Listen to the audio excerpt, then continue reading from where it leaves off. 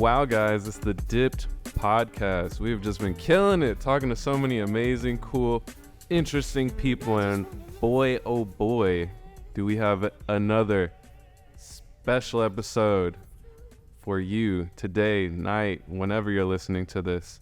And we'll get right into it. First off, let's get some introductions. First, we got... Yo, it's your boy Kevin, a.k.a. Atticus Warhol, a.k.a. Lab the Rat, a.k.a. Flojo McDojo. We got Sebby Sev, Cash Money, So the Savage. And you know who it is. It's your boy Q, coming every single time we record these, since it's not every week anymore. And oh my gosh, we got two very special guests. Would you please introduce yourselves? Hi, I'm Edmund. Sometimes I go by Ed. I'm Kyle. Most of the world knows me as Howdy Doody, but Nice. I'll take Kyle. You know, that's fine. Dope. It's very nice to sit down with you guys. Thank you so much for letting us record in your beautiful Triunfo. Would it be gym or Call it a dojo? gym, yeah, it's Yeah, fine. gym. Mhm. Yeah. Thank you so much for allowing us to record in your gym. Of course. Yeah. Um, Shout out to Chelsea and Felipe for. Oh, yeah. well. 'Cause it's not my gym or his gym. Oh, yeah. got This is like Yeah. this is just like the cultural spot. in family there. spot. Yeah, family. Mhm. That's so dope. And Yeah. thank you guys so much. Oh my Wow. gosh. Yeah. They're like the coolest people on the planet. I so. already feel it. That's so cool. How was your guys' day today? I just worked. I work. I'm a high school teacher, so I just dealt with school all day, and then literally thinking about open mat since I woke up. So that's just all I did today. It was good. It was the best day. I ever. teach Jiu Jitsu all day, so I'm also a teacher of sorts. Same. Yeah. How were classes today? They're okay. They're okay today. Yeah. Proud of my students. Nice. Yeah. How is it teaching all day? Like, what is that schedule like? How many hours are you in the gym? Today I had just one 90-minute class, and then usually I have a couple of private lessons. And yeah, it's fun. It's it's better than working like a desk job. Yeah. No offense to anyone. Shots fired to I literally work a desk. Yeah. the teacher with multiple deaths. Yeah. It's okay. You know. I'll forgive you. Someone's gonna get tapped out later. Yeah. It's probably me. But Okay, it's okay. But yeah, sometimes it's a grind. I'm driving around a lot. I teach at, I think, I teach at about 5 gyms right now. Well, So I'm going all over the place: Santa Ana, Huntington, and then Costa Mesa, where we're at now. So I teach here Sunday mornings, and then 2-3 times a week I go to Little Tokyo to teach. so Yeah. kind of little Tokyo. Yeah, shout out. No one has. I'm curious. How did you guys get into this sport? You know, what's your how did everything start? Origin story. Your origin Yeah, story. give us yeah. the origin This story. better be good. Marvel's Yeah. listening. Radioactive Jiu-Jitsu. The spider. biopic starts here. Yeah. I'll let Kyle go first. There you go. Yeah. Okay. Well, when I was younger, I hurt my knee in high school, and I gained like 100 pounds. Whoa. So I was like hovering around the 300 mark. Yeah, I was. Yeah, you never met me in that time. We've been rolling together for a long time, but you only knew Skinny Yeah. Kyle. But yeah, so I was like big, and I probably wouldn't be here today if it wasn't for jiu-jitsu. But my best friend lived next door. You know Joe Murphy, just pounding on my door every day. He's like, "Man, you're Here's fat." an extra name. Yeah. We lived together for a long time, but before that, he was my next door I'm neighbor. starting to get to know Kyle. Right. And he would be cutting weight for his fights, you know, and I'm sitting there eating Del Taco next door, and he would just pound on my doors. "You're fat. Train." I was like, "No, man." And then one day I finally said, "Fuck it, let's try it." Sorry. No, you're good. You can Okay. curse. Yeah. It's okay. All right. Yeah, yeah. Perfect.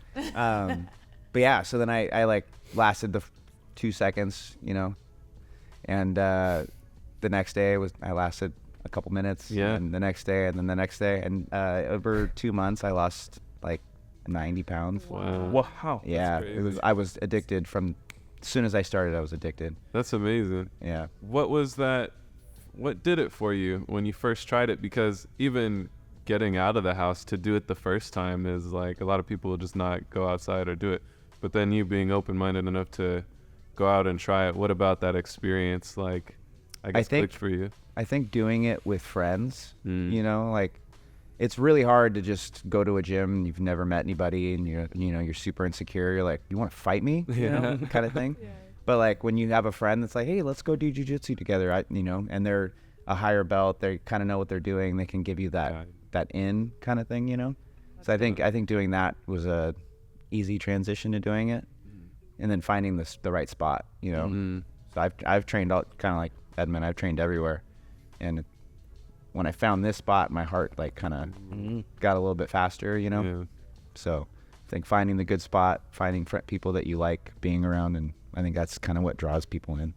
So different gyms have different energies. Oh my God, yes, it's almost like crystals. Well, like like if you guys ever work for different bosses, right? They set the culture, and so usually the gym owners will set the culture, and you know, Felipe is definitely one of a kind. It's too bad he couldn't be here tonight.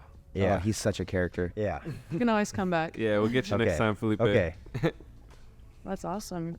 So then from there, you just continued on. So you'd say high school, and you're doing it that consistently? No, so I gained a bunch of weight from high school to like 22, and then I started at 22. Okay. Yeah, and then from there it was like, now I do boxing and Muay Thai and try and do some MMA, but it's without it I probably would be dead. So like even during COVID I was lost, you know. So Well, we're happy you're here. no, Yeah. thank you. Yeah, and it's nice talking to you and getting to know you more. Absolutely. Oh, man. Yeah. Respect. Ed, what about you? What was your origin story, the start? I went to from 7th to 12th grade. I was at Orange County High School of the Arts. They got rid of the H because 7th grade is not technically high school. And we had they offered Taekwondo as a PE course, and it was either that or some type of a dance. And so I tried tap dance Oh. for my Nice. class. It's good for Yeah. footwork. It only took Yeah. one time. And I got over it pretty quick. Nothing against tap dance. It was just the room was very stuffy, and and I didn't feel like I had that energy to. Yeah. Yeah. So then I tried Taekwondo. I'm like, oh, I'm Korean. I might as well do that. And then I just started taking a liking to martial arts. And I got really nerdy about it. I started learning about Kung Fu, Wing Chun, Judo, and I just got really curious. And that curiosity led me to, this was like when YouTube started getting more popular. And then I think I was just looking up Taekwondo videos, and then just the algorithm started suggesting like clips of like jiu-jitsu. I think also around the time this was when Hoist Gracie and Matt Hughes were gonna fight. Do you remember? Yeah.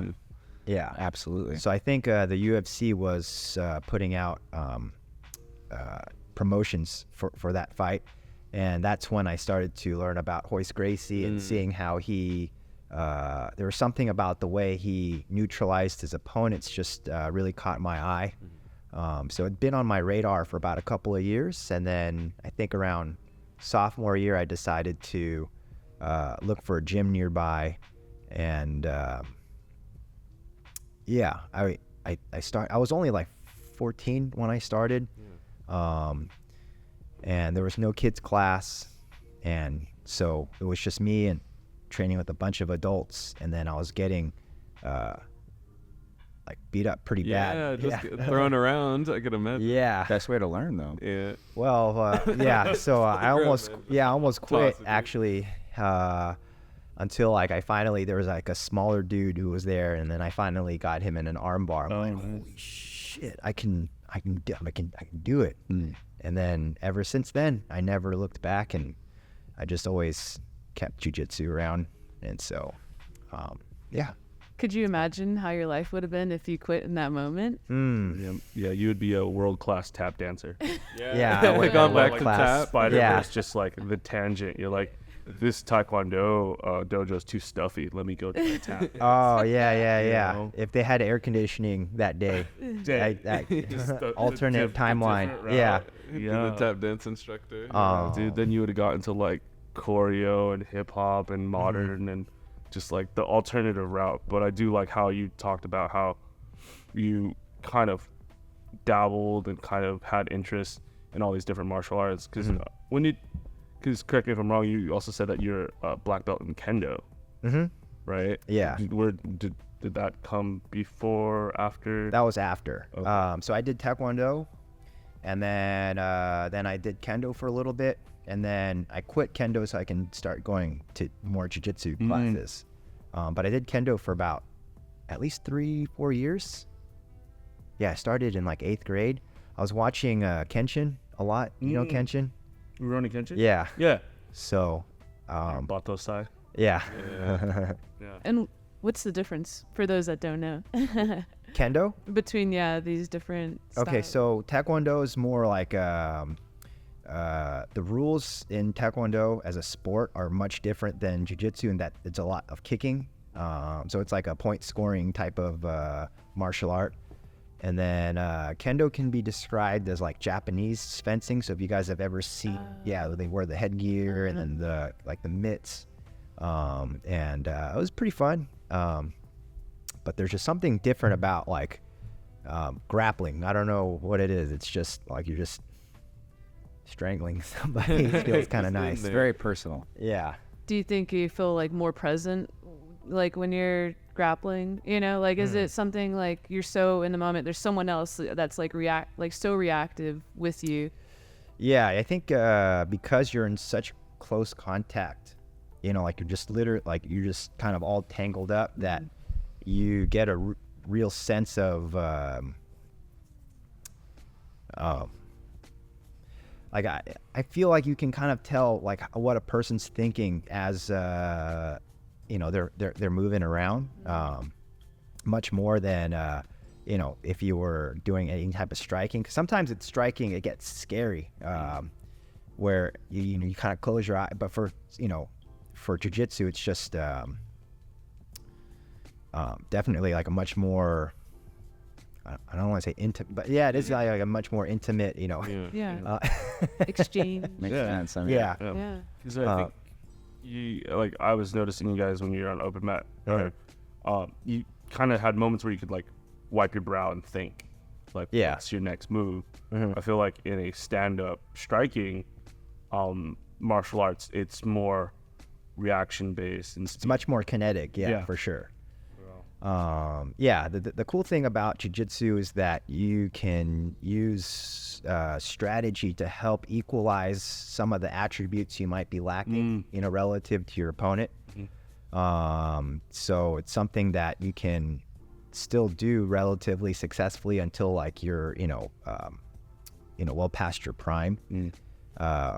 Whereas like with striking, you can only get hit in the head so many times before you start, slurring and, and all that. And I wanted to actually, I was aspiring to be a MMA fighter when I started jiu-jitsu. And then it wasn't until I started experiencing like a lot of head trauma that it started making, Everybody wants to be an MMA fighter, so you get your bell rung the first time, and they get hit back. Yeah. It's not fun. Yeah, how was that process for you too? Like have you done, or so in those cases, like does most of the training you guys do here, or when you're sparring, it's like pretty much a lot of grappling, there's not really striking like that?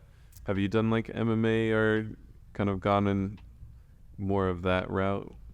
Well, in the beginning, when I was a kid, I did a couple of tournaments, like amateur MMA tournaments. At the time, it was called like pancration. Pancration. Yeah. No head strikes. It was No all head body. strikes. Yeah. But you can still like hit full. It's still full contact. I would much rather get hit in the head than the body. Oh, Are you kidding me? Oh yeah. Oh, a liver shot? Can you tell us a little more about that? I mean, like, if you've never been hit in the liver by someone, it's excruciating. So I would much rather take one in the chin than someone just dig in or liver kick, or you throw that right cross and that boom right in the gut. Oh my God, it's the worst. Takes you out. So anybody that says body shots don't hurt they're lying. I promise you. What's the best defense for that? Just flex. Do you just flex? Well, your yeah, that's stomach why all the time? when you do a lot of striking, you hear them like, because it tightens up your abs when you throw your punch. So it's like a little bit of defense that they do slip through. Dang. See. So then when you were experiencing that, Ed, you were like, oh, I don't want to like, pursue that route of like. Yeah, like I think, when I was doing the most MMA training at the time, like I was just feeling off. The words weren't coming out, like quite as fast as I'd like them to, and then I think at the time, like CTE was starting to become like much more, like people were becoming more aware of CTE because of like the NFL and all that, and then also I think just where I trained MMA, I got to hang around with a lot of people who've been in the industry for a while, and it's dark, yeah.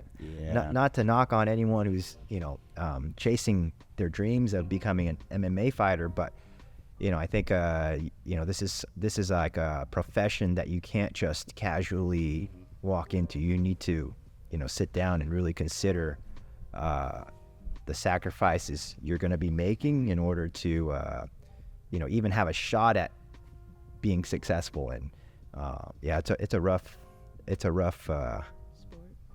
business. Yeah. Interesting. What was that first major hit that you got that made you begin to reconsider? Do you remember? Was it like a particular like bout where, I don't know, or after you were like, fuck? I think my most severe concussion was actually at a Jiu Jitsu tournament. I had been suplexed.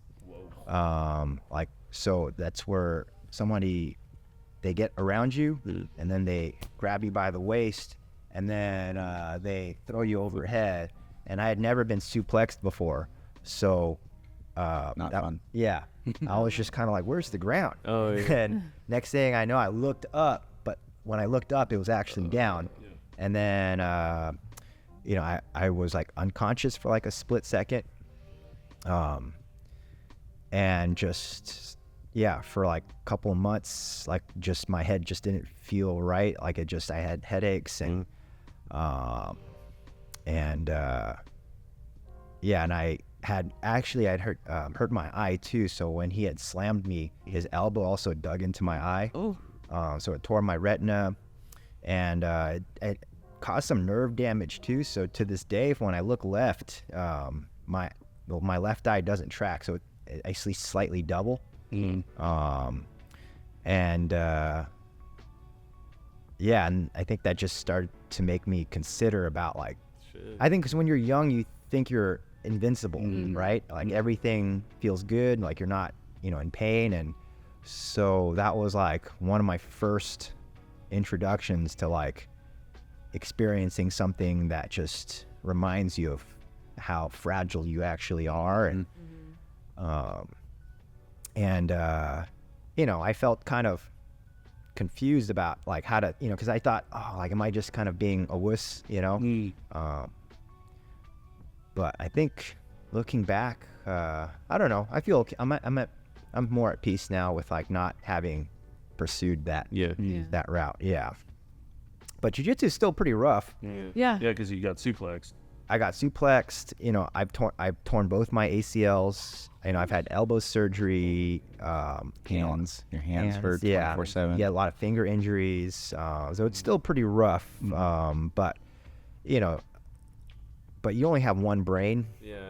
So I didn't want to be in my later years and just not being quite all there. And so how did you like keep coming back to these sports, like after those injuries? Like, it's just your love for the sport that like, I feel like you know, some of those injuries Yeah. would be like, some people might second guess, you know, like, do I wanna continue? You know, I sometimes I joke that jiu-jitsu's like an abusive boyfriend. You know? I love him. And he can change. You know, He swears he loves me. yeah. Then why is he breaking your ACL? Yeah. And so I still sometimes I wonder, like, why do I keep coming back to this? Like, Especially know. after like you walk in thinking you're all good, and then someone beats your ass, and you're like, I don't even want to do this anymore. yeah, And then the rest of the night, you're like, okay, never mind. I'll be back tomorrow. yeah. I'm still kind of trying to figure that out. Is it just like the fun? Like, is it maybe It's so maybe fun unpredictable. isn't the exact word, but like, because I feel like there's some things where Mhm. that barrier to entry may like dissuade a lot of people, but when you're actually doing it, it's like, I don't know, you've seen the videos where people are like hang gliding through the mountains and they're just like, woo, and that's like what they love to do. And I think it changes as I get older. You know, I was never really into like reading a ton of books, and so you know, I really wanted to avoid, like, I mean, after my undergrad, I was just like, I'm done. Like, I'm like, never can't- reading again. yeah, I can't read any more articles. I don't want to write any more papers. You know, but I think just, not just, I think, you know, there's a little bit of pressure being Asian, but I think just in general, like, you want to grow up to be successful. And, you know, for a while I thought like, oh, okay, like I'll be the next UFC champion. And then when I decided like, oh, maybe I'm not so sure about MMA, I'll be the next jiu-jitsu world champion. Yeah. And now I'm 32, and, you know, like, I don't know how much of a chance I have at actually being a world champion in jiu-jitsu.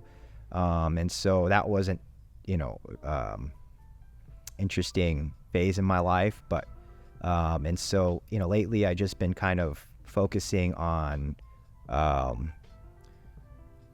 just having fun with jiu-jitsu, because there's a problem-solving aspect to it, and you're using, you know, you're using your body and solving problems at the same time, and so, you know, it's a way to stay in shape, which, you know, I think it's kind of hard for people as they age, and then also there's definitely like a social aspect to it. There's not a lot of activities or sports, in my opinion, where if I decided to go to Mexico, you know, or some other country, and then there's a gym, like a local gym, and I can just drop by, you know, do a class, roll with some people, and then, you know, it's just like you start, you know, you're wrestling a complete stranger. You're all up in each other's space. You might as well just, you know, be friendly afterwards. Yeah. Right? So, Or how many times have you been to like a country where they don't even speak English, but you have that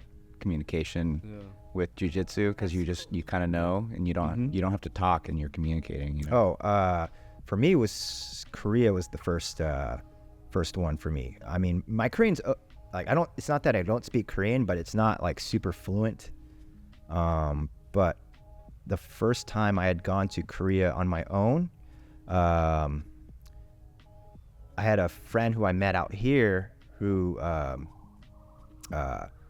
invited me to come out, and so after I graduated from undergrad, I decided to just like, fuck it, I'll go. And then and I think what was interesting for me was I didn't really feel very close to Korean culture, because growing up, you know, my Korean wasn't too good. You know, I stopped going to church at a pretty early age, and you know, I got shamed a lot for not being able to speak Korean too well, or being like an overachieving student. And so, you know, in a lot of ways I felt like rejected by, you know, this group that was supposed to be my people, you know. And then also living at home, you know, there was a lot of issues with my family. So I didn't really feel very close to the Korean culture or with other Korean people. But then when I had gone to Korea, and I started training at some of the gyms out there, I remember the first time I went to go train, and everyone's taping their fingers, getting ready, warming up, and you can tell like they're kind of side-eyeing me, just like sizing me up. It's like, because like, oh, he's Korean, but he's not quite one of us, and also his he's done all his jiu-jitsu in America, so they want to see how the American jiu-jitsu stacks up to the Korean jiu-jitsu. But then after we trained, then all of a sudden they're like, whoa, like, yo, like, let me take you out to dinner. That's like, cool. Yeah. And then I got to experience Korea just from a whole different, like, angle. And so that's when that was like one of those most magical periods in my life. I felt like, wow, traveling's like really cool. And jiu-jitsu is really cool, and and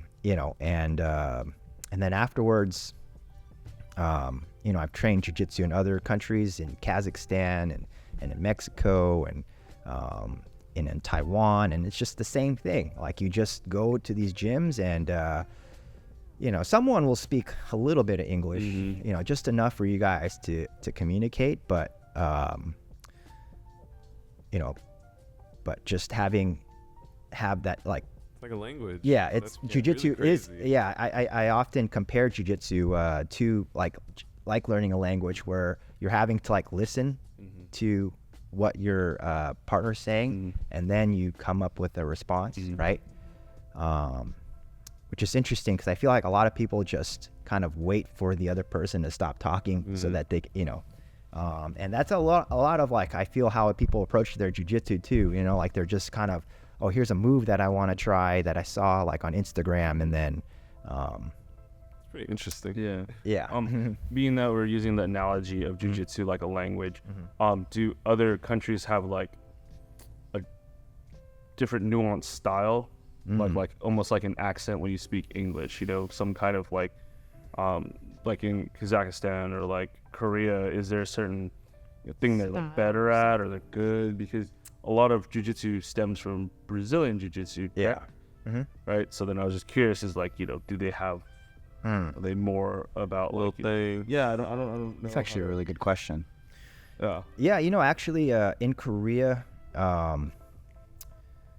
there's a term called Han. It's like this, like K rage.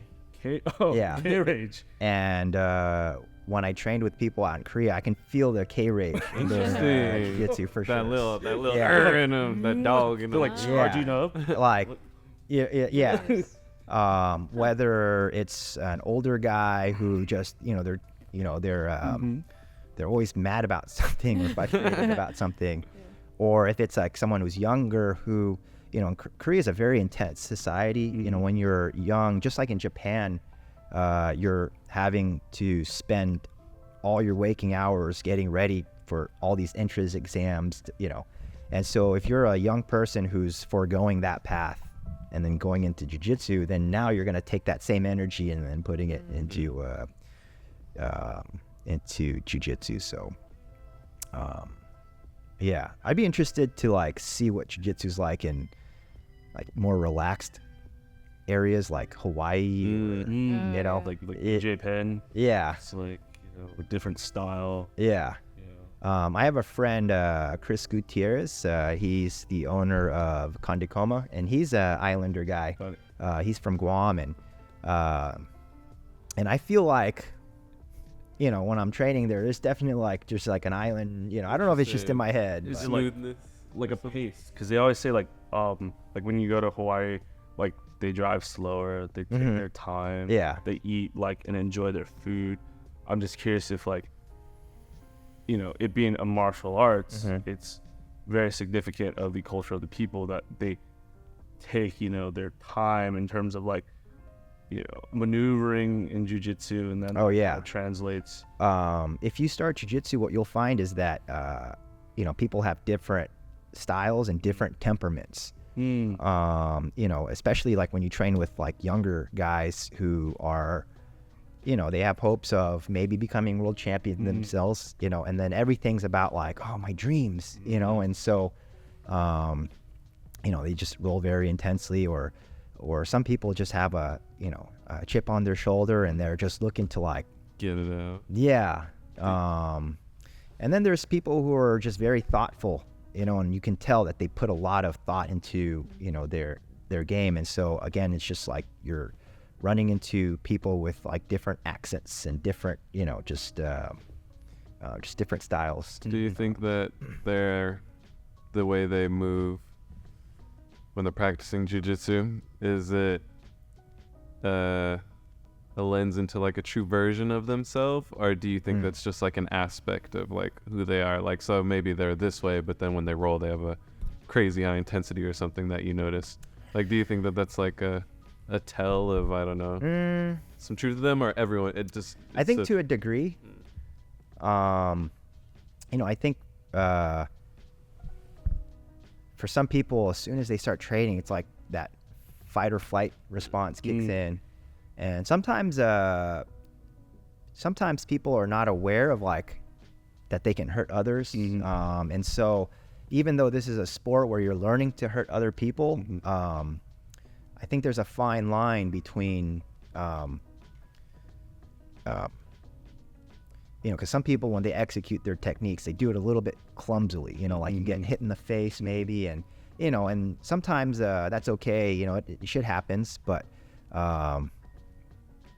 like if you guys ever go to the gym, or like let's say you go to Costco, and there's just people who are just not aware of their space, and then you just think that, oh, this is no, they're just kind of good majority of people. They're just kind of oblivious. And so that's one thing I definitely learned as I gotten older, is like, oh, maybe they're not, like try not to attribute certain things to malice, and rather like it's just maybe they're unaware.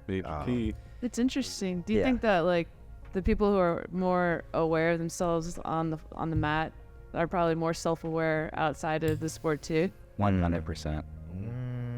I think so. Yeah. Yeah. Okay. I think that's where we agreed to disagree then. Because there's guys who are really good at jiu-jitsu, but they're also like the biggest assholes. This is true. Yeah. This is also very true. What if they know they're an asshole and they love it? Oh, Yeah. They love They're being self-aware. They're okay Yeah. with it. So maybe they're okay with it. So, but I think it's a mistake to think that just because you're a black belt in jiu-jitsu that like you have these characters, and so, yeah, I don't know. How is that dealing with like big personalities in the gym? Because I understand too, you're like an instructor, teacher, and just how is it dealing with like Different energies. Let's see. People with chip on their shoulders and stuff like that. Or people who are like need the attention, or does it? I feel like the jiu-jitsu is like the humbler. So you can have all of the ego you want and be the big name and be the, I do the UFC or whatever, and then you come in here and then the mats don't care. Whatever happens, it's going to happen to you. So a great equalizer? Yeah, it's like an equalizer, I guess. Because technically, if someone submits you, they could choke you out and then just kill you. That's what that means. Yeah. Like you're dead when you tap out. You're just We're submitting. just practicing murder. Yeah. I mean, like, so correct me if I'm wrong, but going through iterations while learning that, coming up in like the learning curve of like belts and stuff, like that really puts you in your place. Yeah, You makes can't sense. strike. You can't do that because when I was training like Muay Thai, like there'd be people throwing wild punches or wild kicks, just trying to hurt you, and Until you get a good teep in the stomach, and then you're like, maybe I won't throw that anymore. I was like, oh, is that what you had for lunch? Yeah. What's going on? But yeah, like I really like the. Can you explain more about like just like the equalizer aspect of it?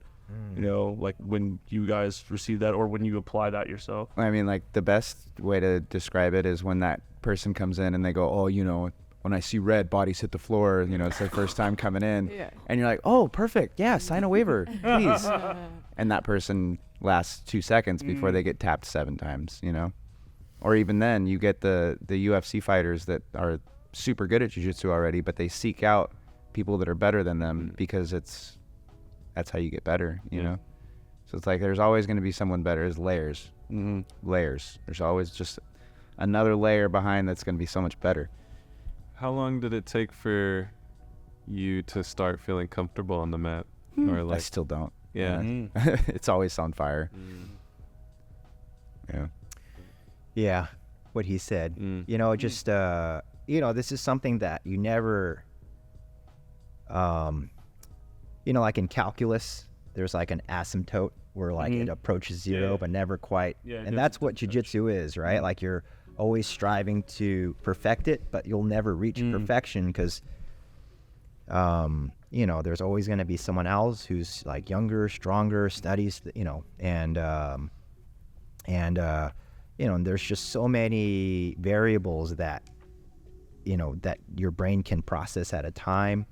And so I think the key is just, it's just like in life, right? Like you never know what's gonna come your way, right? But I think if you just expect that there will be hard times, then the resistance to the hard times, sometimes I describe it as like trying to fall asleep. Like the harder you try, the more it'll evade you, right? You just kind of have to just let it happen. And I would say that I'm at my most comfortable when you're just letting jiu-jitsu happen. But when someone's really good, that's really hard because you're just having to, you're trying to be alert about, Trying to keep up. Intentional. yeah. It's like, I thought I was going to say something profound, but I was gonna say, yeah, that, like, do you feel like the sports made you more accepting, like outside of the mat as well? I mean, nothing's really that bad once you've been almost murdered. Yeah. So, like I love doing the 6 a.m. classes here. And then I go straight to school after that because then it's like parents yell at you. Kids didn't do their homework. And I'm like, okay, it's cool. Someone tried to choke me earlier. So Yeah. you not doing your homework isn't really that bad in the grand scheme of things, So I feel like it definitely translates to the outside world kind of sort of. But It's like a grounding exercise. 1,000%.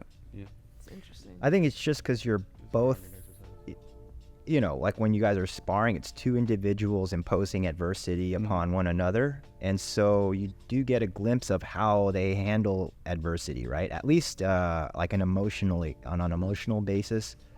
So some people tend to panic. Some people, they learn to just kind of regulate their breathing.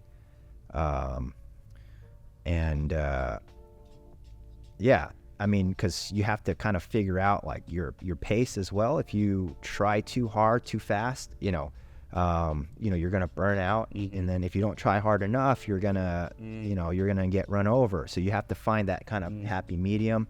And so it's just kind of like a flame where you're just trying to manage, just like if you were like a train conductor, and then you're just making sure that, I have a lot of weird. No, I like them. They're great. Yeah. It's picking how- up what you're putting down. yeah. 'Cause- Right, like if the fire on the trains, I don't know. I don't. Like, I've you're like shoveling coal, right? Yeah, I've never shoveled coal in a train before, but imagine You're like Yeah. you're getting fuel. or like a hot air balloon. Yeah. Not that I've ever been in on. Because I've seen like even when like you were rolling earlier, it's like you have your moments where it's very fast. You're thinking and reacting really quickly, but then there's other times where you slow down, right? And I see like it's more positioning and posturing, So like perfect example is like I play like fighting games. You can rush down an opponent, but at some point in time they're gonna do like shoryuken or something like that and get you off of them, right? But then you kind of, if you pace it out, you can like bait them into a strategy where they make a mistake, Right. and then you capitalize at that point in time, with either like a choke or like kind of a maneuver that is advantageous, right? Like bumping over to side control or mounting or something like that. Yeah, I try to explain to people that jiu-jitsu is a game of exact change, where more doesn't always mean better, right? So if anyone's ever familiar with like judo, if you throw your or actually in jiu-jitsu, if you throw your opponent too hard, sometimes the the momentum carries you so that you end up on bottom, Yeah. right? And so that's why, you know, when I'm training, like I just try to use just what's needed. And, you know, you're just constantly, you know, weeding out what you don't need. And I believe that's where like the metaphor of the bonsai tree kind of applies, right? I don't know. That's how I would interpret it. Where like the tree's kind of growing, but then you as like you're manicuring the tree to kind of, right? Sure. So in a way you're like a gardener where you're just kind of letting it flourish. And then you just kind of tend to it. Yeah. Yeah, almost definitely. It's like it's kind of like also like jazz. It's not about the notes you play; it's about the notes you don't play. And then you're also using as much power that is needed. I'm thinking of Anchorman when he plays the flute. Oh, he's just like, flute. I was not even prepared for Yeah. that. He's just like, he's just kind of like going at it. But yeah, like so the idea is that you show restraint. You know, you're not fully kind of using all of your power, but what's needed so you don't kind of tumble over. You know. That's so interesting. Like, because you were talking earlier about just feeling someone's reaction as you're rolling with them. How can you describe that experience of? Because at the same time, while you're feeling their reaction or sensing when they're panicking or sensing like, oh, they panicked for like 5 seconds, but then they capture their breathing and stuff, all at the same time you're thinking of how to move and grapple them. How is that kind of parallel processing of reading your opponent while also thinking of like the next move? Well, I feel like as a black belt, someone who's been doing it for a while, I try to create those reactions. You know, so it's like if you can pin their head one way, they only have one way to go. So it's like I'm setting you up to just like cut all your reactions in half, and then I go, okay, he can only go that way. So now I know he can do this, this, and this, and then I can cut out that, and now he can only do this and this, and then you're slowly narrowing it down so it does feel like it's chaos, but you're kind of like hedging your bets. Is that limiting options? Yeah. So you're just making sure that you're taking 100% of their jiu-jitsu and focusing it down to 10% of their jiu-jitsu. Wow. And then before you know it, they're just like, okay, I'm going to try a bridge now. And then their arms behind their back. And you're like, okay, cool. Yeah. Yeah. Or I was going to say it's kind of like chess. Yeah. Kind of, sort of. You know, you can bait them, pull their players out, but you know what you're doing and they don't, kind of thing.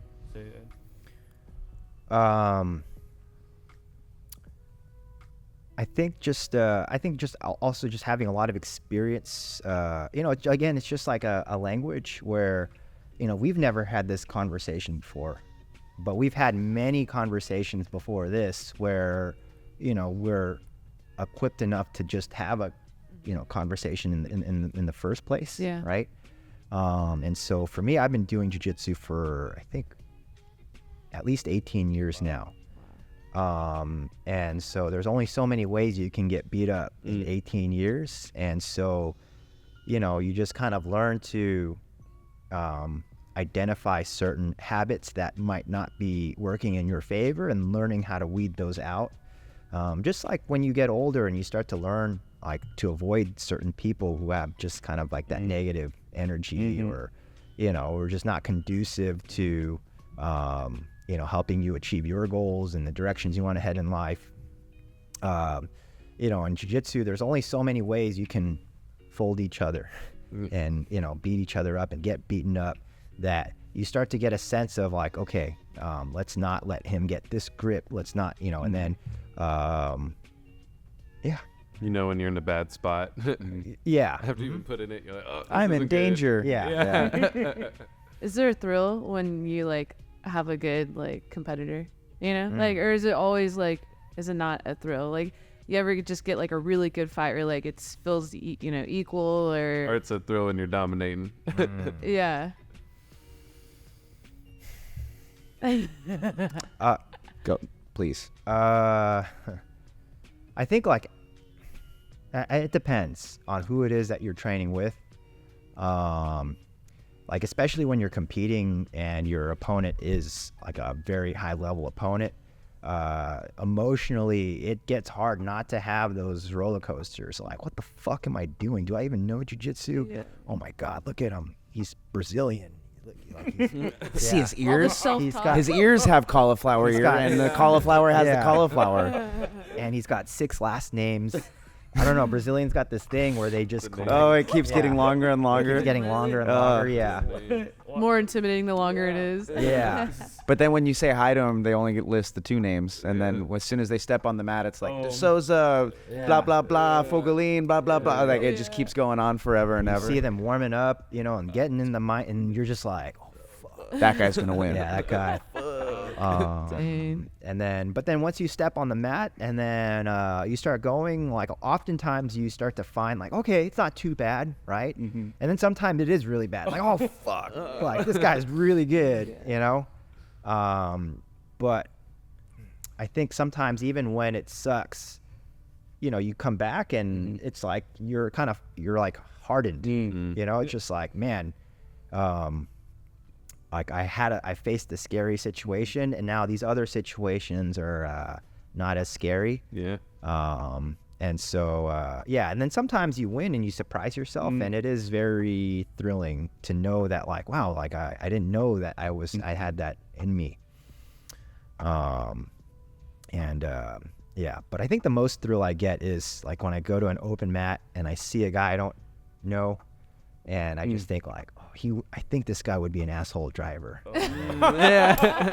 He cut me off earlier. So all that I try to be zen out on the road, but then I put it all in a jar, and then I just think like, okay, And then you pin it on people yeah, at he open probably mat. doesn't use his blinker, so I'm gonna, As you're rolling. yeah, Right here.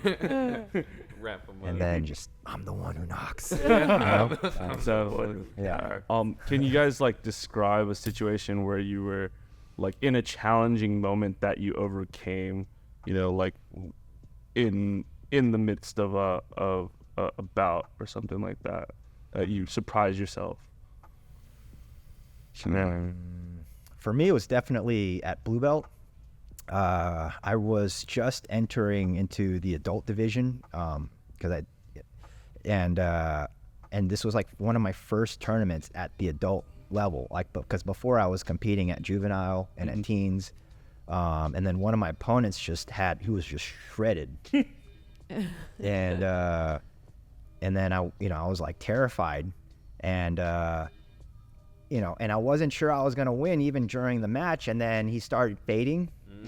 Yeah, and I can't remember if I submit, but I know I won, and then and then that was like the one time I cried after a match, because like, holy shit, like Overcame. yeah, because look at me, I'm just like this, kind of, I don't look very intimidating, I don't know. I saw you with your shirt off earlier. You look good. Yeah. I was like, this dude's buff. Well, I think, and then, at the time, I'd only been doing jiu-jitsu for so long. Most of the time, I'm just like drawing and, watching anime. Like I don't come from like a hard background. This dude had his head shaved. Like he had pecs. Like I don't You know. look mean. Yeah, you look mean. You look mean. You just look scary. You're just like, oh. Yeah. Yeah. I fought those guys before, and it's not. Felipe's one of those guys. Oh, dang. Yeah, he's an interesting guy, and like if I didn't know Felipe and I saw him, I was just like, oh my God. That guy's murdered some Walk people. across the street. Yeah. I would definitely walk across the street. Yeah. But he's a sweetheart. So, Nice. yeah. What about you? Any experience for you? Well, for me, I haven't done like crazy stuff like him, like going all over the world. But for me, going to ADCC last year and doing the trials was big, even though like the percentage was small. But I went in thinking that I was going to be able to, go far in it, and drew a really good guy first round. But I didn't get scared. I shook his hand and I was just like, let's fucking do this, Nice. And I'm not, by no means am I trying to be Mr. World Champion or anything, but I used to be really, really scared of competing, and I'd be like, what's going to happen? What's going to happen? And that was like the first time I stepped on a mat and I said, I'm going to fucking kill this guy. Nice. And it was a surprising feeling because it was such a change from what I'm normally doing when I compete. and I was so proud of myself. And then shakes my hand after. He's like, "Hey, hope your ACL feels good tomorrow." And I was like, "Oh, cool." Yeah. But yeah, I was very happy with myself after that one. Yeah, that's huge because he probably just immediately felt the difference. Like, oh shit, I'm ready. I Yeah, feel ready. And then I competed like so much that year, and I felt so much better at the end of I did Master Worlds after that, and it was just like a different feeling, you know. Like competing changed for me that day. Wow. Do you think it's interesting, like the thoughts that sounds like it goes through your guys' heads before you compete, you know, like the type of self-talk that you have? Do you think, like, I wonder if it's like the more experience that you have, the more that you develop your skills, the more confident your self-talk is, or it just depends on the day? Like, are you ever like aware of how you're going, like how you're talking to yourself before you like compete? And do you notice, you know? I think for me personally, it's not like, oh yeah, look at you, fucking handsome fuck.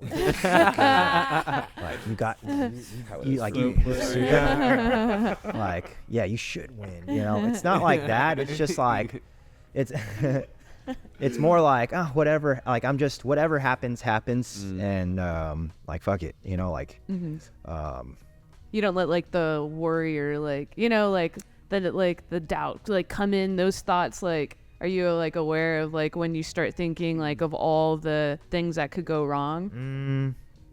I do, like I haven't competed in a while, but when I do compete, the biggest thing that I worry about more than losing is just getting really injured.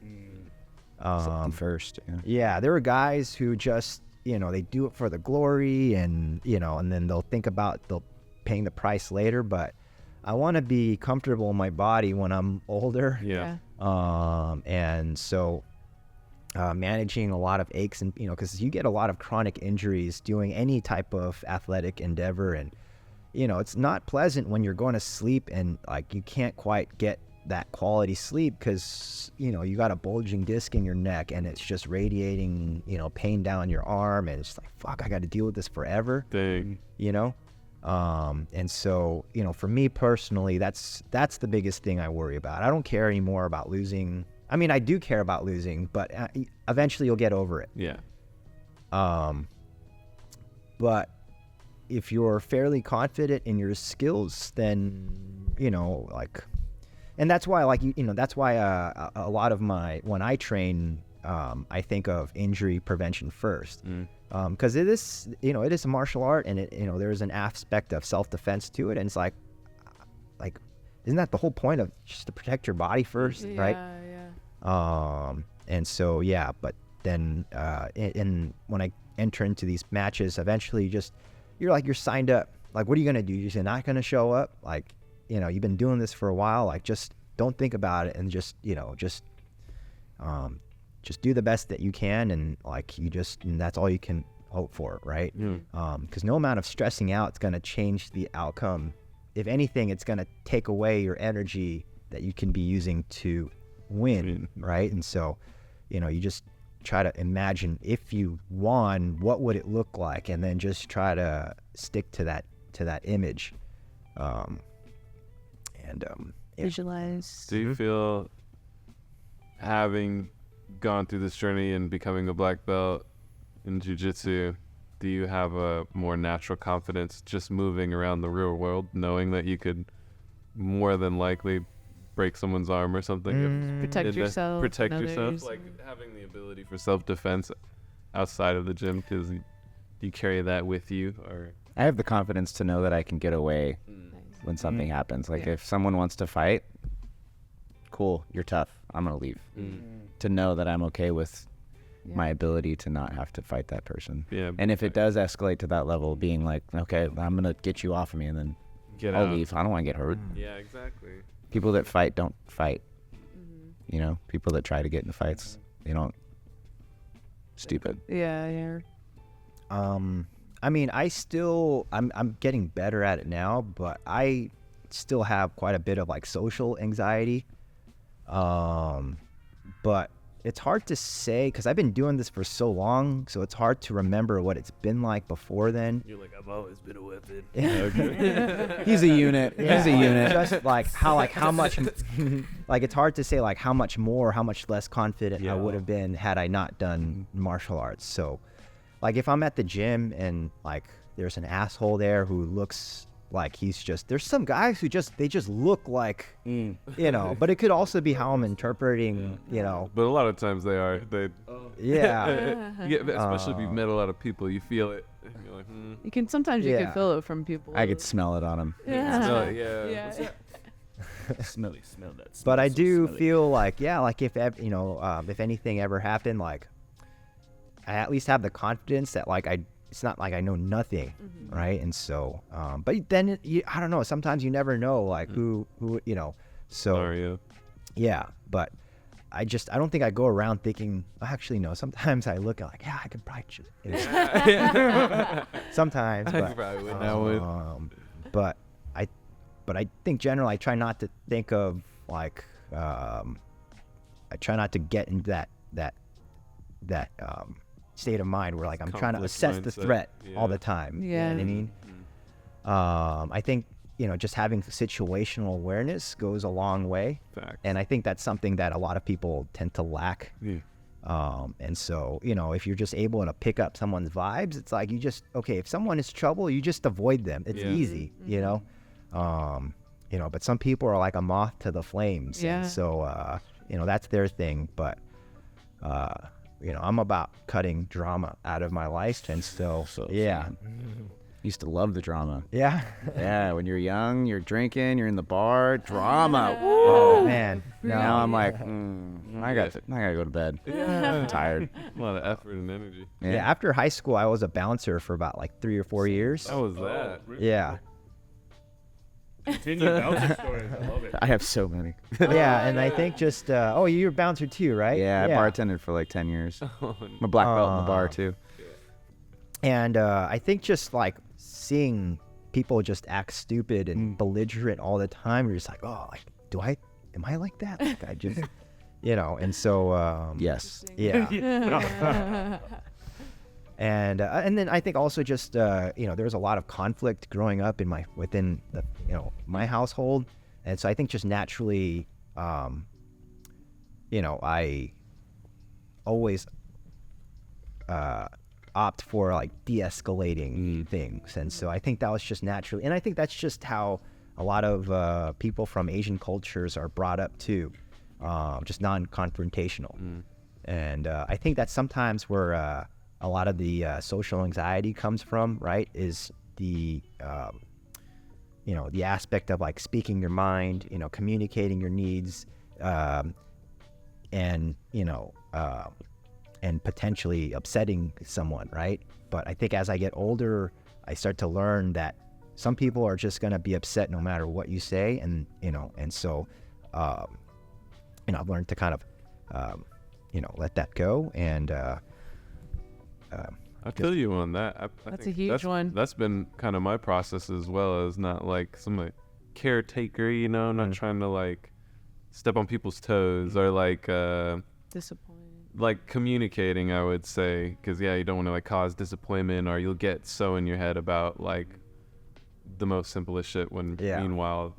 And I think this is where a huge parallel comes into play between jiu-jitsu and like just everyday interactions, because you don't want to be reacting to every little thing that they do, right? And then you just start to get kind of overwhelmed, and so I think there's definitely a parallel in that sense. So How's that process of, because you said you've been making improvements on it, how has that been for you? Have you been like making a focused effort to try and like, I don't know, I guess grow or adjust that part of you? Because like for me, I've been like reading a lot of just like self-help books, listening to like whatever therapy podcasts, I went to therapy sessions like which were probably one of the most helpful things I did in my life, maybe like 2 years ago. And I don't know, that kind of kick-started this process with me of trying to explore these areas that I felt could work or could be improved on. I mean, I have a really weird mentality when it comes to that kind of stuff. And I just have this like super almost annoyingly positive mindset where no matter what happens, it's like, okay, that happened. Let's find the positive and just like go that way. So it's almost like I'm ignoring all the bad shit that happens in life, but at the same time, I wouldn't say I'm ignoring it. Yeah.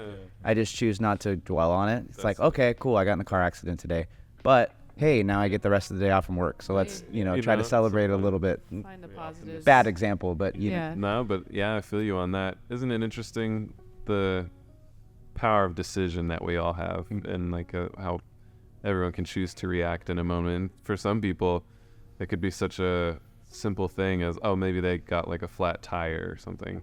And for some people, Why did their this whole happen to week is me? fucked up, Yeah. and they're like, my whole life sucks, everything.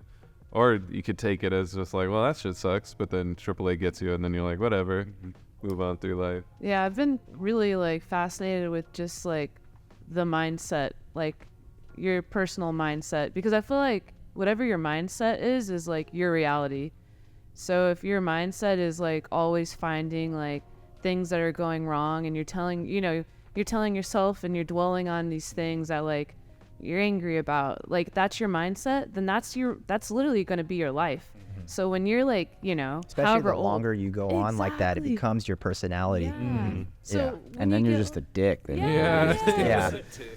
So there's a lot of power with like understanding what type of mindset you have like living life, because I just feel like you don't like, I feel like, I don't know if people are aware of it, but like, you could have a certain mindset, and then when you're like, 70 or however old you are, and you're like looking back at your life and you're not happy, it's like, it's because your mindset was to find all the things that you thought were like negative, and you focused on it, and that became your reality. That was your life.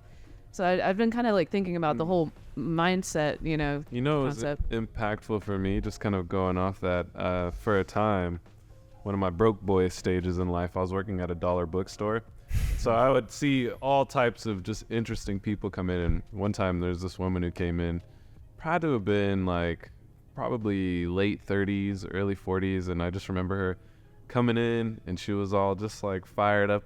And she was just like, people would just talk to you about their lives just randomly. And she was just like, you know what? She's like, I made the decision in my life to not be a pushover anymore. And she's like, I let my whole life people walk over me. And she's like, I've made the decision for myself that I'm not going to allow that anymore. Because she was telling me about some situation that just happened where she like stood up for herself and was like, I'm not taking it anymore. And just even at that stage in her life to make the conscious intentional decision that I want to change this about myself, or I want to improve this. It was just a little slice of life moment that always stuck with me. I've never forgot that lady ever. I thought it was just so fascinating, because I'm like, you go girl. I was like, yeah, man, she got this. Fuck them up. We have more power, I feel like, in our lives than we think. It's the software that you run your computer off of. Yeah. If you have a shitty computer, put new software in it. Yeah, upgrade that thing. Upgrade that shit. Yeah, it's really interesting, because like, we fall into like we're creatures of habit, right? So we have like these, this conditioning of our lives to a point, and so it's really interesting when you kind of start like looking at your programming and your conditioning, and you start to understand it better. Yeah. And then you're like, oh yeah, okay, that's what that is. Do I want to continue with that programming, or do I want to do some updates and switch it up? Yeah, when I was really like in the big stages of my life, to say the least. Wow. Wow. You didn't know what it is. You like leak? I guess I'm gonna have to go to therapy after this. I'm gonna get Taco Bell now. Yeah, I'm gonna go straight to Del Taco after this. I used to be like super victim mindset, like everything that happened, hit a pothole, my flat tire went flat, whatever. It's like, why is this happening to me? And then when you start reframing life to where like things happen and we're still going through life, my life changed around, and opportunities started happening when you stop having that like, why are things happening to me? Let's go make things happen for life. Like being instead of being reactive, you're Yeah. being proactive. Yeah, and it's like shit happens along the way. You Yeah. know, otherwise, how boring would life be if you everything just was fine? How did you like get to that point, or like, you know, because like me and Q, we were talking about he had therapy, like I'm reading books and podcasts, like, you know, how Years and years and years of hard work. I'd like, so you know how people have those conversations with themselves, like you're going to work and you're like, man, I'm gonna get in an argument today with this person. This is what I'm gonna say, and you start like thinking of like an argument that hasn't even happened or may not happen, right? Yeah. So you like, you're sitting there like, tensed in your car, and then I started going like, wait, why am I doing that? And that was like the first step. crazy, Right? And then it's just like every time you hear it now in your head, you're like, whoa, stop. That's cool. So it's not like I just walked through a door one day and I was like, this is great. I'm so positive. It was like, okay, fuck, man, I feel like shit today. But you know what? I'm alive. Yeah. Let's have that gratitude real quick. Talk about the 3 things that I'm super thankful for today. And then we'll move forward from there. And then you can like just keep building that momentum and that positivity over time, you know? It's like practice. It's like working a muscle. Oh, it's so Yeah. practice. Yeah. It's so much practice. That's really cool. Because there's days I've really negative days, and then I'm just like, wait a second. It's not that fucking bad, Yeah. you know? Yeah. That's really cool. The lights are on. Yeah. I'm like, oh, it's great. You're about to say it? No, I think it just kind of goes back to, you know, again, just doing jiu-jitsu for so long, you just learn to stop making the same mistakes over Yes. and over. And I think this is where that parallel comes into play, right? Where it's just like, why the fuck have I been doing it this way for so long? You know, and then, but sometimes I feel you just have to, you know, I'm trying to live life thinking that, you know, in a way that things happen for a reason, right? And if they don't happen for, or at least you have the power to assign it a reason, Yeah. right? Yeah, I mean, at least that's how I try to Approach. sorry, I'm blanking out No, right I now. feel you. I was gonna Yeah. say, like, you're. It's interesting what you're saying about, like, you know, it's kind of like a reflective sport. So you're getting in that practice of like reflecting on like your. Well, because like if you just keep getting your ass kicked over and Yeah. over, you're just like, man, this is starting to get not fun. But at the Yeah. same time, like I feel this, like, you know, there's a lot of potential. So like, what do I have to do? And so, you know, and then so when you're really desiring to get better, you know, you get that frustration. And I think just embracing that frustration too is what helps lead to growth. Because like you're trying to do something you've never done before in a way you've never done it, right? So it's like, how is your brain supposed to just, you know, like how are you just supposed to know how to be good at jiu-jitsu? It's like most often you have to figure out like most of the ways you can't do, you know, go about things, right? Yeah. And, you know, I think that's where, you know, you just like the concept of exact change comes into mind for me, where, you know, the answer is not always just bigger, faster, you know, harder. And, We are. Choice words. yeah, I don't know. Yeah. Oh, now I'm just, but I, you know, and I think just, you know, and, you know, I think also just realizing that your brain is wired for survival and not happiness, right? A lot of times I think if you just forgive yourself for being a certain way for so long, because that's the type of person you had to be to get this far. But then your brain, you know, you come to a point where that person you are is no longer helping you get by. If anything, it's now taking away, you know. And I think this is where people, you know, start to get kind of suicidal, perhaps. You know, they'll have like an existential crisis.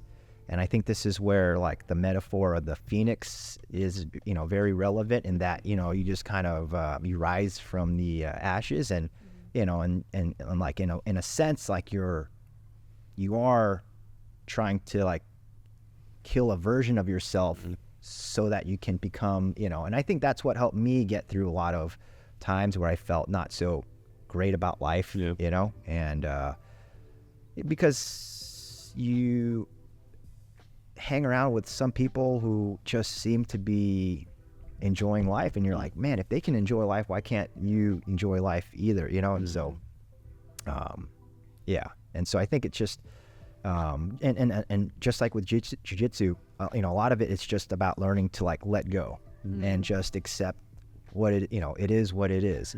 Because a lot of people who come up in jiu-jitsu, they want their jiu-jitsu to look a certain way, right? They want to be smooth, suave, and but when you get to it. yeah. But I think this is very similar to like, especially with like younger people who, they're trying to follow the trends. You can tell that this person is not an original, like they have no original thoughts. They're just, trying to regurgitate TikTok. And trying to keep up with the trends. And so, and I think just as you get older, you just have to learn to like, I don't care what my jiu-jitsu looks like anymore. Like, I'm just going to do it the way I want to do it. Fuck what everyone else says. And just allowing yourself to have the agency over your own emotions and not let, the external pressures, influence you. And I think that's just, sorry, I'm running out. Feels like life, like the sport, all the things that you go through. Jiu-jitsu is life. Yeah. Yeah. It's so interesting, actually. Yeah. Yeah. It's amazing. What an incredible, I love this whole, this whole thing has been really awesome. I'm so happy that you guys were down to come and talk with us and sit with us. I have a quick thought. Yeah. All right. Last little thing. But have you guys seen that Netflix, I guess, movie or whatever? It's called Stutes? STU. With Yeah. Jonah Hill and his own therapist. Yeah. Oh, it's really interesting. Yeah, basically he meets with this therapist. It's black and white, and he just kind of gets to know his therapist a little bit. Like they do a reverse thing, and one of the things that they said was those older versions of yourself.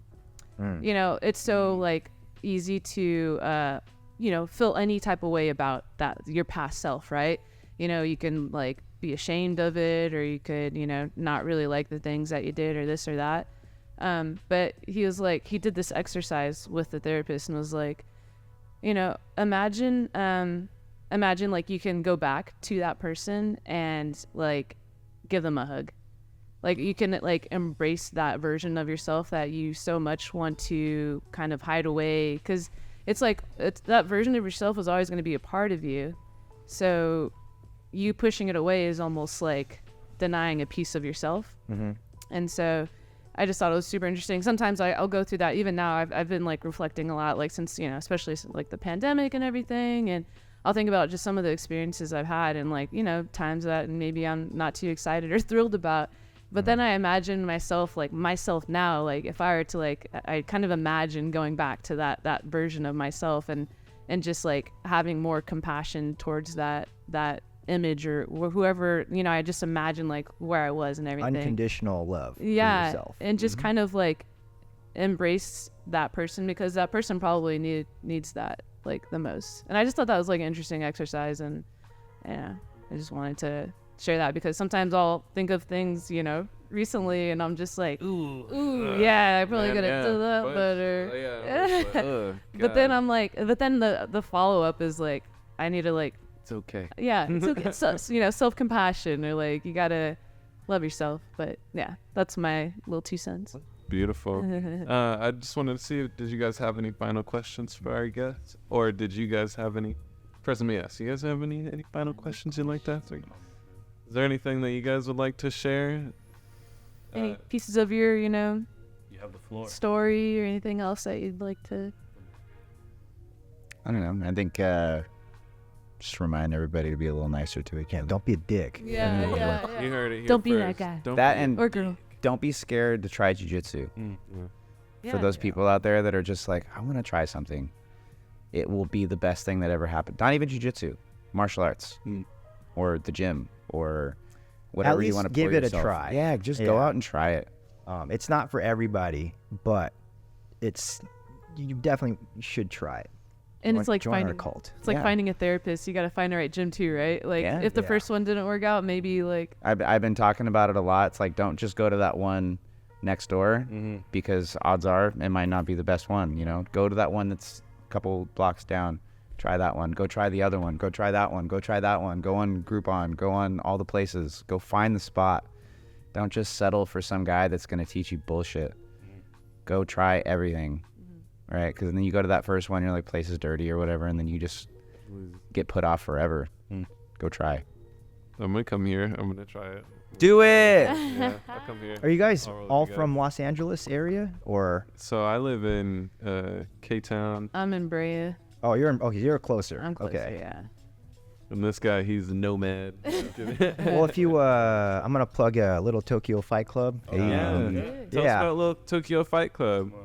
Is it in Little Tokyo? It's in Little Tokyo. Is it a fight club? It's What's the first rule? it's When he's talking about it. You're making It's it- not that okay. rule. it's a club where we kind of fight. Okay. Yeah.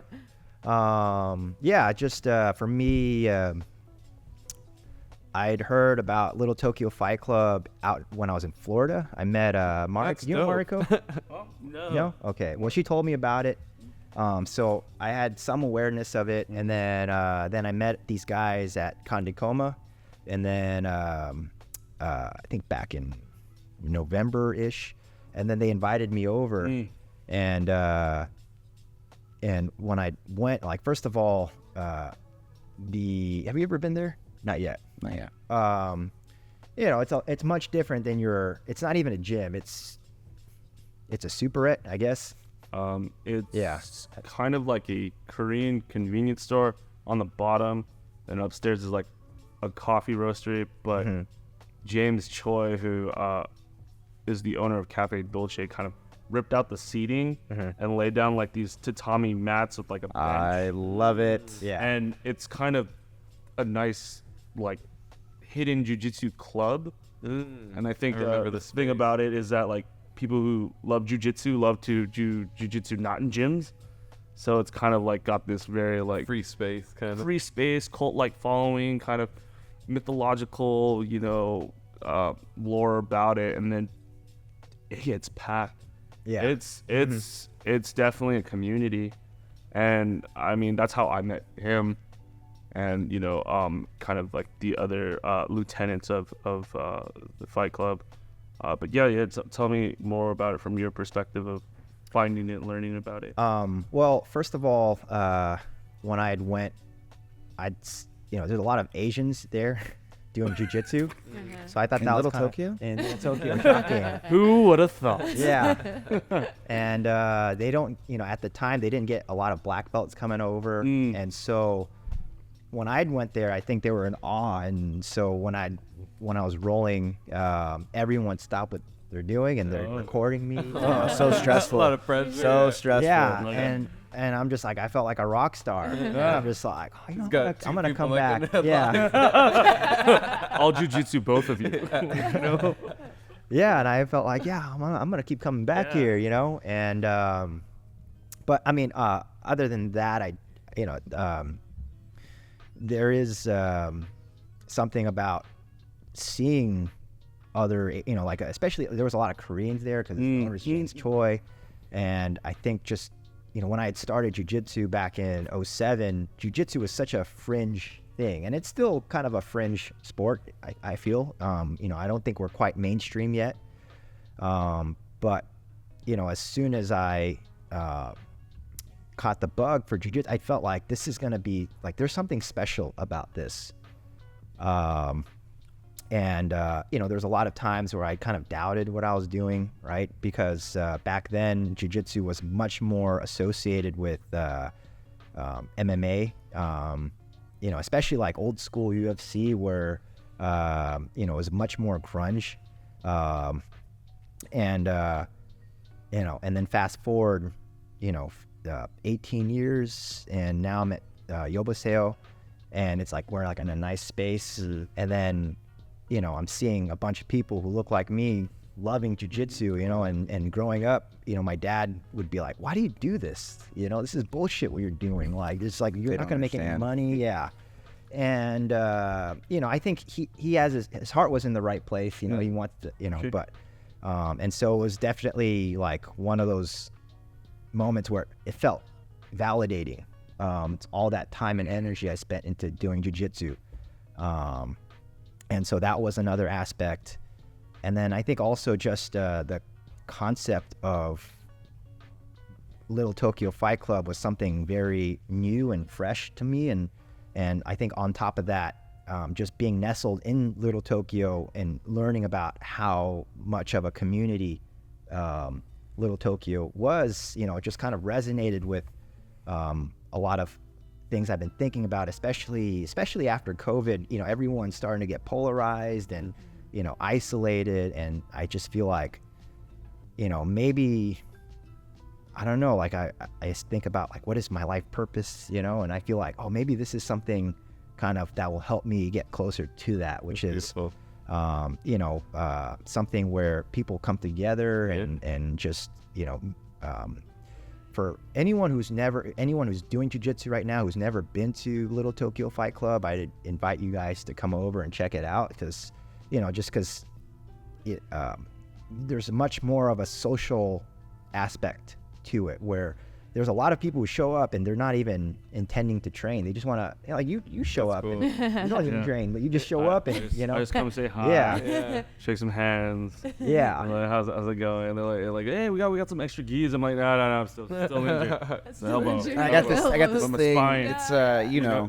I can't touch my hands behind my back, so that's the rule, you know. But yeah, no, I stop in and show up, but I always see like, just I end up chatting with people and see like they come from as far as like San Juan Capistrano. They like make it all the way up to Little Tokyo on a Sunday. Wow. And they kind of like they flock. Yeah. One of our instructors, James, he comes from like Rancho Cucamonga. Oh, wow. area. Cool. Yeah, just a little deep. Yeah. So people make that migrate, you know, just because. I have a hard enough time going to 7-Elevens. Yeah. Where can people? Is there like an Instagram page or a website? Yeah, you can find Little Tokyo Fight Club on Instagram. You just type in Little Tokyo Fight Club. Dope. And meet on particular days or. Yeah. So before it was just on Sundays. So we have a 6 p.m. class that I teach, and then following that we have a 7 p.m. open mat. And we just started doing memberships now. So before it was like open to the public. And I think now, I don't know where we're going with that. I think maybe like once a month we're gonna do like a public open mat. But still, if you can still, you know, feel free to stop by and just mention my name. And, you know, it's not like we're gonna, you know, if you show up, we're not gonna say like, oh, you're not a member, you know. You know, you can come and you know, train with us. And do you ever? Okay, so I'm a total tangent here because sometimes I'm interested in starting a podcast. Do you ever just like listen to what you're saying and then? Yeah. Mm-hmm. Yeah. So Yeah. How do you? for us, it was just experience because we had, this is probably, we're on episode 157. Wow. We potted for like, that's like 54. Yeah. So we potted for like, it's been like 2.5. Yeah. Pretty much close to 3 years. And I think you kind of just develop because it's just like a muscle. And so this definitely made us all better communicators. But if you listen to like our earlier first year of podcasting, we're all just talking over each other. No, you notice throughout this episode, and you guys did excellent too. Just no interruptions, like, you know, and that took 2 years to develop. You know, like, because naturally, especially if you are certain topics or certain guests are on, you have like the inclination to energize and to go up. So you kind of just develop a comfort and a flow. I feel like, especially Savannah's crazy developed. It was bad. Now she's smooth as butter, but she would have a lot more times, even myself, where we would kind of like lose train of thought, or maybe like would just kind of not know how to close out. Or just thinking about who can be listening to this. Yeah, you know. yeah. I just think for that. What if Obama's listening? Right Yeah. So that is just like, I almost just push that out of my mind and focus more on. I listen to every pod that we do, and I try to listen to it as a piece of entertainment that I have it. Like, it's not, even though I'm hearing my voice for X amount of time, I'm not really listening to myself as myself. I'm listening to this as like a standalone piece of content, and then I kind of learn based on that. So in real time now, at the point, I can like feel when a conversation's going away, or if we need to like move it to this or do that. You just kind of like develop that Yeah. the more you listen to the content that you're making, because then you can hear like, okay, there was like a 30-minute lull here where we were just literally talking shit for like 40 minutes. Yeah. Next time, let's cut it around 2 minutes. And so you just kind of, I think the biggest thing I would say is just listen to the episodes you record, or listen to what you create and consume it as a listener, not thinking I'm going to hear myself talk or I'm going to hear, just think like, if this was like a piece of content that I heard, what do I think about this objectively? And so like me listening, I'll be like, oh, that was funny. This is great. When we do this, that's funny. Or this is like, maybe we should. So yeah, I think the biggest thing I would say is just listen to the podcast you record, or listen to the content you create. Kind of like you just have to have experience. Yeah. Crazy. Almost Yeah. like, we've been talking about Yeah. So you're saying you guys are like black belts podcasting. Got it. Yeah. In the beginning, you're like a white belt. You're just kind of like trying all these moves, trying to be very energetic, not really speaking Stupid about jokes here and there. each other, kind of talking over each other. But now it's like much more how I imagine you guys. I wouldn't say we're black belts. Nah, not But there it's like yet. you understand the flow and Yeah. the pattern. You know, you try to set up your fellow like podcast mates and the guests for successful conversations.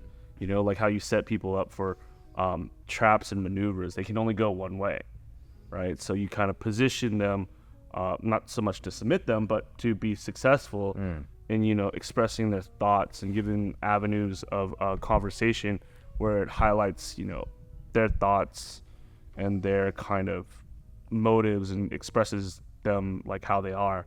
You know, I think that's what we've kind of developed in all these episodes, and I'm so glad that we could, you know, share that experience with you guys. Yeah, this has been such a wonderful podcast episode. One more shout out just to Chelsea and Felipe for letting us Thank use you. their space. Thank you guys so much, Chelsea and Felipe. Thank And my you so mom. much. Hi, Mom.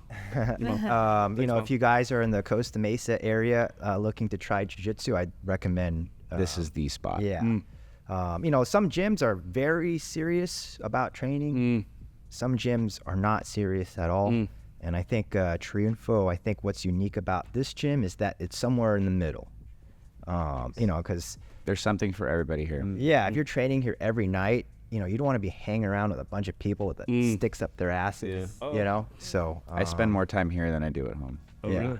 Yeah, this is And my, we're here right now. What time is it? Yeah, it's like, 11. And that's 11 on a 11 Friday. o'clock. Let's Yeah. go. Oh my God, my mom's gonna be so mad at me for staying up late. and that's, Meatloaf! The meatloaf, meatloaf, Mom, meatloaf. You guys want meatloaf? I would love some meatloaf. that's starving. Triunfo in Costa Mesa. Triunfo. Guys, it's been a wonderful episode. Thank you so much for Thank joining you. us. Thanks Ed, for Kyle. coming down here too. Yeah, That's you a know, trek. Yeah, It's been a great time. It was worth it. This was time Definitely well worth it. spent. Dipped listeners, we love y'all. Thank you so much for joining us. We hope you enjoyed that, and we'll catch y'all next time. We out of here, babies. Did you do the chakras too? No, I did do it. Chakras? I feel like if I have to do the chakras. Yeah.